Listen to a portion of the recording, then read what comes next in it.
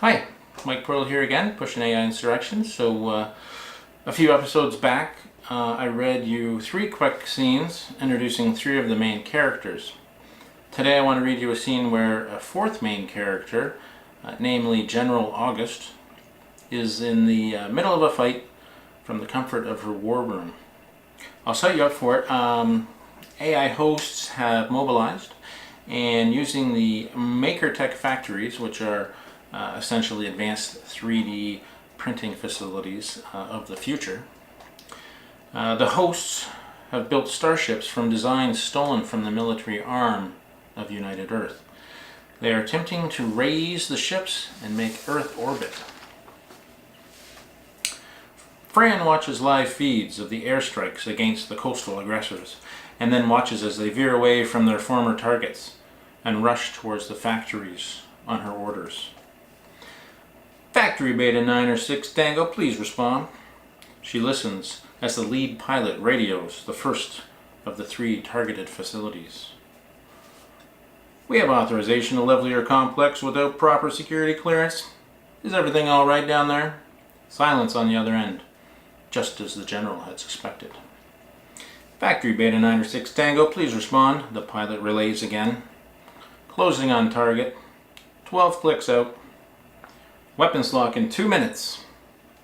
No response from the factory target.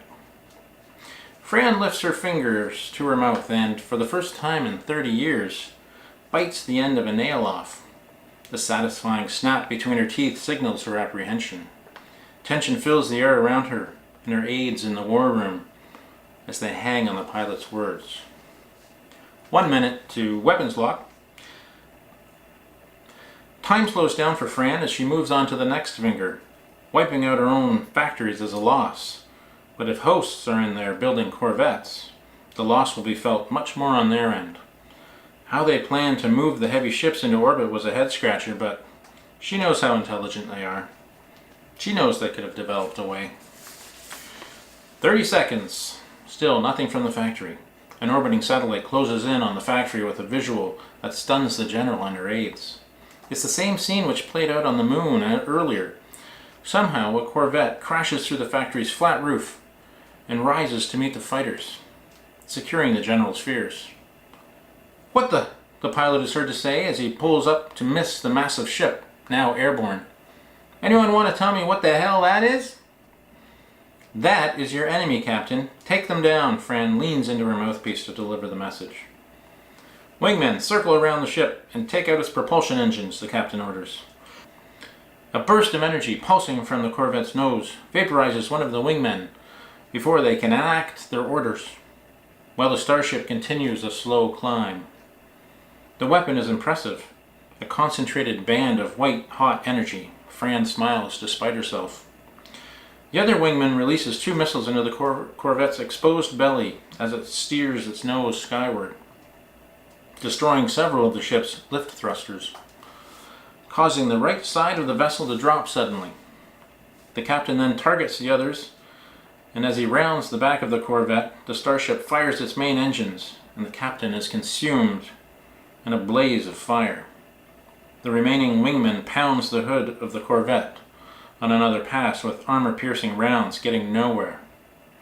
The propulsion engines seem to be failing as the corvette's main engines now bear the full burden of driving it upward. "They're attempting to arc the ship and use their main thrusters to escape," Fran shouts into her mouthpiece. "I'm targeting the main thrusters," says the wingman, moving behind the ship, releasing 4 more missiles. The missiles make their mark, and the corvette's back end explodes. The rest of it follows in progressive bursts of light as it careens into an apartment building. "Well done," Fran tells the pilot, no regard for the hundreds dead in the building's collapse. "We're not through this yet," she announces. "There are 3 more already airborne." "Take them out," Fran shouts. "I'm low on fuel and artillery, General, but another squadron is on its way. ETA 7 minutes. 7 minutes is too long. Use your fighter. Collide with one of those ships," she orders. A moment of silence, and the pilot can be seen arcing her fighter toward one of the bellies of the corvettes, targeting the lift thrusters. Fran takes her eyes off the monitors a moment to see her aides looking at her in shock. They do not approve. She does not care. Order ground air missiles to target the other two vessels. They watch as the brave pilot ejects from her fighter before it smashes into the underside of the corvette, bringing the ship back to Earth in a spectacular explosion. General, reports an aide. We have more problems. He lifts a tablet to her face, and she follows 10 corvettes as they navigate their way from the moon to her. Triple check our Earth defense systems. Make sure they are ready for this. They won't make it easy on us, she tells her man, and he turns to obey. How long do we have? He turns back to the general. 57 minutes.